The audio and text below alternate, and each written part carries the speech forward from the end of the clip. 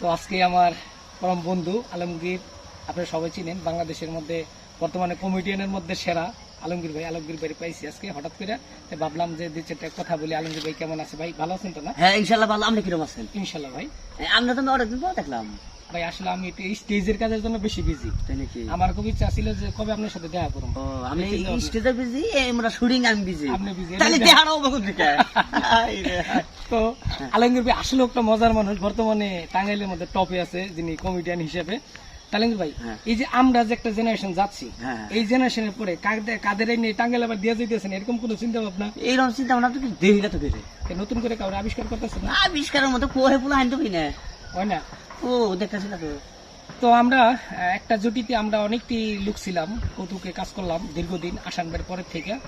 তো আমাদের পরে যে কেরা আসতেছে আমরা নিজে আমরা নিজেরা কোহাতেছি না ভাই, তবে আবো এই বিনোদনের মতো লোক আসবে অবশ্যই নাকি?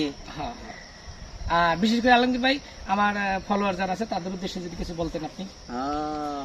আপনার কাছে থেকে আরে পাগল বক্তা কিন্তু সব আমাদের ফলোয়ারে তো সবাই না, অবশ্যই আসবে। আচ্ছা আচ্ছা, তো আমাদের দর্শকরা কিছু বলার যদি।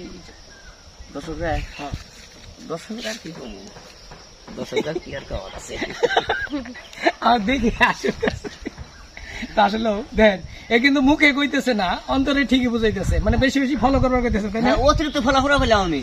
আচ্ছা আচ্ছা, সকলকে ধন্যবাদ। আমাদের সাথে আরেকজন আছে ভাই, সাজলু ভাই, যিনি আমাদের এক বড় ভাই, যার কাছ থেকে আমার অন্তত আমাদের শিক্ষা। এই যে সাজলু ভাই। আসসালামু আলাইকুম। সাজলু ভাই কিছু বলতেন? আসলে সম্মানিত ভিউয়ার্স, আমাদের টাঙ্গাইলের সকল বাদাইমে গ্রুপের পক্ষ থেকে আমাদের টাঙ্গাইল শহীদের জন্য শুভকামনা।